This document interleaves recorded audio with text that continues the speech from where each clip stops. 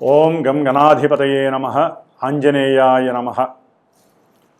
ఓం మనోజవం మారుతతుల్య వేగం జితేంద్రియం బుద్ధిమతాం వరిష్టం వాతాత్మజం వానరాయోధముఖ్యం శ్రీరామదూతం శిరసా నమామి. ఓం ఆంజనేయాయ నమః. వీక్షిస్తున్నటువంటి ప్రేక్షకులందరికీ కూడా అంతరిక్షంలో సంచరిస్తున్నటువంటి నవగ్రహాలు, అట్లాగే నక్షత్ర మండలం 1వ తేదీ నుండి కూడా 30వ తేదీ వరకు గ్రహ గోచారాన్ని మనం గమనించినట్లయితే ముఖ్యంగా మీనరాశిలో ఉన్నటువంటి శని భగవానుడితో ఏప్రిల్ 14వ తేదీ వరకు కూడా సూర్యుడు, అట్లాగే ఏప్రిల్ 2వ తేదీ నుండి కుజుడు, ఈ 3 గ్రహాలు కూడా మరి దాదాపుగా ఏప్రిల్ 15 వరకు కూడా పాపగ్రహ మిళితమై మీనరాశిలో ఉంటూ ఎంతో మంది కొంతమంది రాశులకి ఈ యొక్క 3 గ్రహాల యొక్క యుతి మహాదోషప్రదంగా కనిపించేటటువంటి అవకాశం ఉంటుంది. అలాగే విద్య, వివాహము, అట్లాగే సత్సంతానము, వ్యాపారము, కోర్టుకు సంబంధించినటువంటి లావాదేవీలు, ఉన్నతమైనటువంటి విద్య, శారీరక ఆరోగ్యము, ఆర్థికపరమైనటువంటి సమస్యలు, ఇట్లా మానవ జీవితంలో నిత్యము ముడిపడి ఉన్నటువంటి ప్రతి ఈవెంటు కూడా ఆ వ్యక్తి యొక్క జననకాల సమయాన్ని బట్టి, అతను పుట్టినటువంటి ప్రదేశాన్ని బట్టి, తేదీని బట్టి లగ్నము, అట్లాగే నడుస్తున్నటువంటి ఇప్పుడు దశలు, అంతర్దశల వారీగా మాత్రమే మనకి గోచారంలో అక్కడ గ్రహస్థితి ఇక్కడ ప్రస్ఫుటమై గోచారంలో వారి యొక్క మానసిక స్థితిని చూపించేటటువంటి చంద్రగ్రహ రాశి నుంచి ఏ రాశుల వారికి ఏ గ్రహాలు ఏ స్థానాల్లో ఉండి ఏ రకమైనటువంటి ఇబ్బందులని అలాగే శుభాలని కలుగజేస్తాయి, కొంతమందికి శుభాలు కలుగజేస్తాయి అనుకున్నటువంటి రాశుల వారికి చాలా ఇబ్బందులు ఎదుర్కొనే పరిస్థితులు కూడా కనిపిస్తూ ఉంటాయి. నాకు వచ్చేటటువంటి కొన్ని ఫోన్ల ద్వారా, నాకున్నటువంటి అనుభవం ద్వారా. మరి కొంతమందికి ఇబ్బందులు కలుగుతాయి, అశుభాలు కలుగుతాయి అన్న వాళ్ళకి చక్కటి శుభాలు కలిగే అవకాశాలు ఉంటాయి. అంటే పెళ్ళిళ్ళు కావచ్చు, మంచి విద్యాభ్యాసం, విదేశీయానం, ఇలా. ఎందుకంటే మనకి గోచారం కన్నా ఇంకొక ఉన్నతమైనటువంటి స్థాయి జన్మ లగ్నం, దశలు, అంతర్దశలు.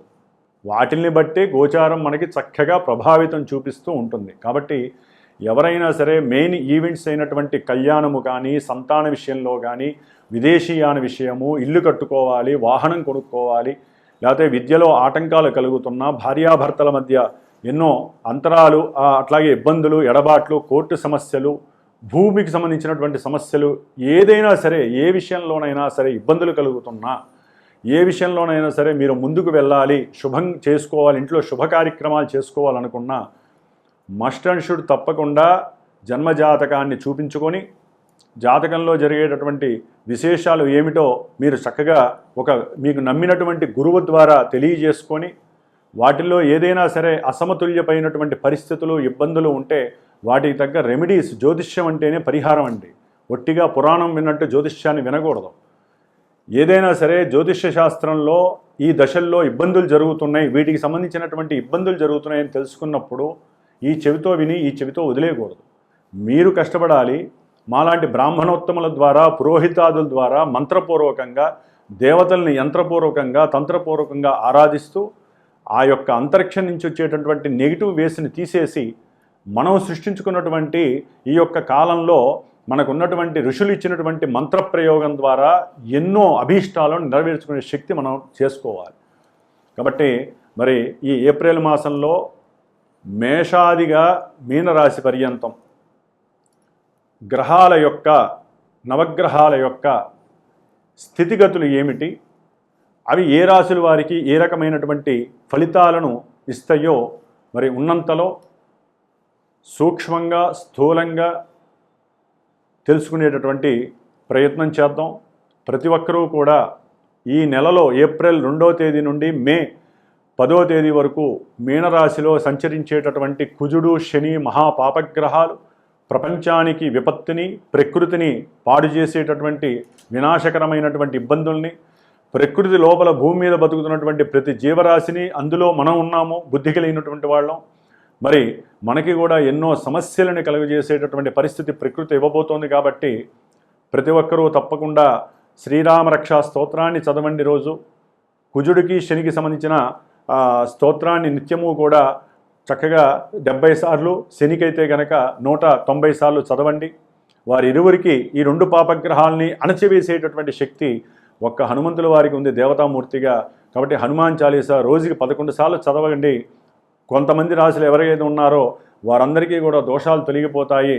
అట్లాగే ముఖ్యంగా శ్రీమాత జ్యోతిషాలయ పీఠంలో, మా పీఠంలో ఈ 41 రోజులు ఏప్రిల్ 2వ తేదీ నుండి మే 11వ తేదీ వరకు కూడా ఈ కుజశనులకి ఇద్దరికీ కూడా జపాలని ఆచరిస్తూ దేవతామూర్తి అయినటువంటి హనుమంతుల వారికి చక్కగా మంజుసూక్త జప పారాయణ చేస్తూ, రోజు వారికి సంబంధించిన హనుమాన్ చాలీసా పారాయణ చేస్తూ, నిత్య అర్చన చేస్తూ, చివరిలో హనుమత్ జయంతి మే 12వ తేదీన పవన సూక్తంతో, మృత్యుంజయ మంత్రంతో పాశుపత రుద్ర హోమాన్ని చేస్తూ హనుమంతుడి యొక్క సహస్రనామ హోమము, సీతారామచంద్రుల వారి యొక్క అష్టోత్తర నామాలతో హోమము ఆచరిస్తున్నాను మే 12వ తారీఖున.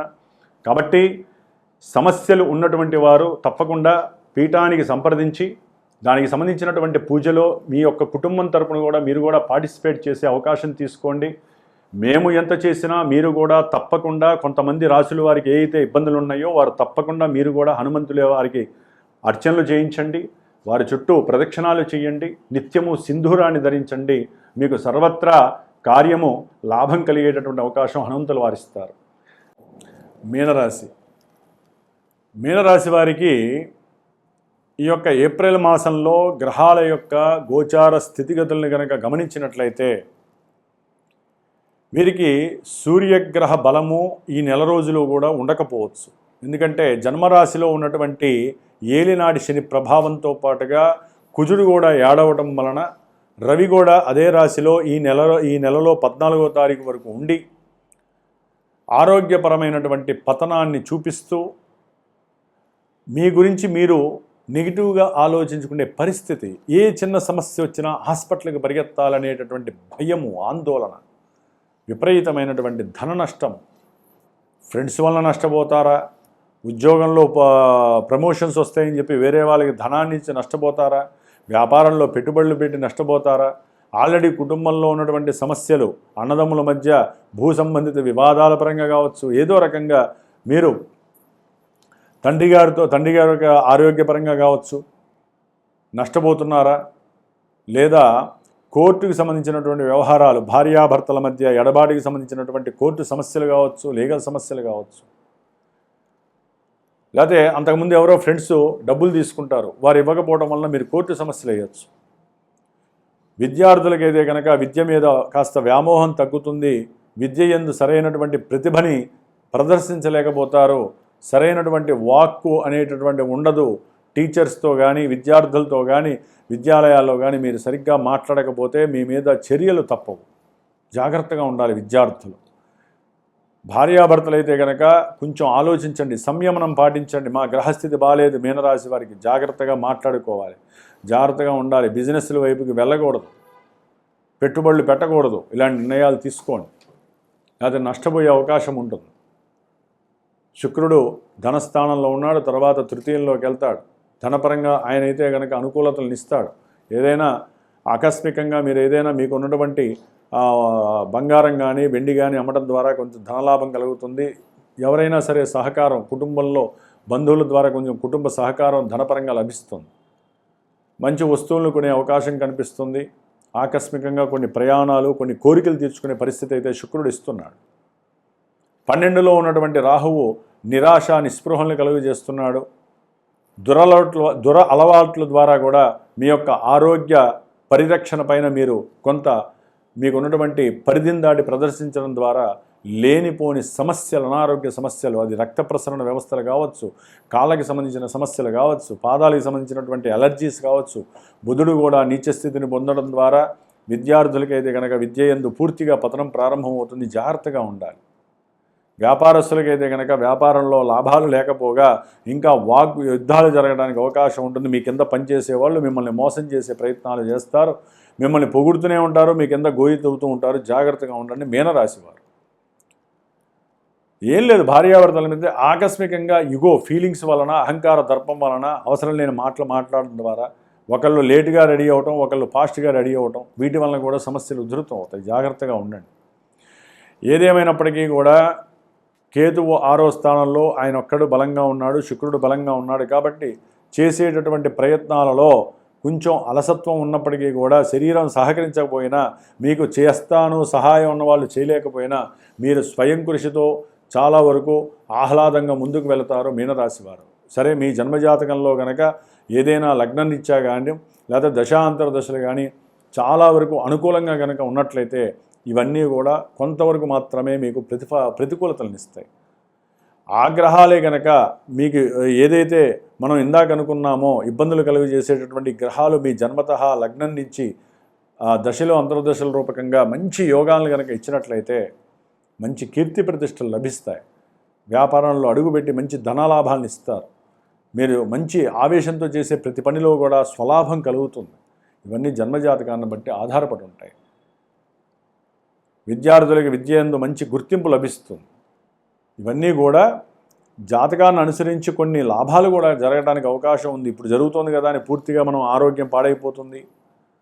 మనం చేసే ప్రతి ప్రయత్నంలో కూడా లోపం కనబడుతుంది, ప్రమాదాలు జరుగుతాయి, శరీరం శుష్కిస్తుంది, వైద్యాలయాలకి డబ్బు ఖర్చు అవుతుంది, అనుకున్నవన్నీ కూడా నిర్లక్ష్య వైఖరితో నిరుత్సాహం అవుతుంది. ఇవన్నీ కూడా జరుగుతాయి, కొంత మోతాదులో జరుగుతాయి ఎప్పుడైతే జన్మజాతకం మనకు అనుకూలిస్తే. గుర్తుపెట్టుకోండి, నేను చెప్పిన ఇందాక రాశుల్లో 41 రోజులు ఈ యొక్క ఆరాధన, హనుమత్ ఆరాధనకి సంబంధించి కుజశనులకి సంబంధించినటువంటి ఏదైతే పూజ ఉందో ఆ పూజకి సంబంధించిన మీరు కూడా సంకల్పయుక్తంగా కనుక పాల్గొంటే మీ కుటుంబం తరపున కుటుంబము రక్షింపబడుతుంది.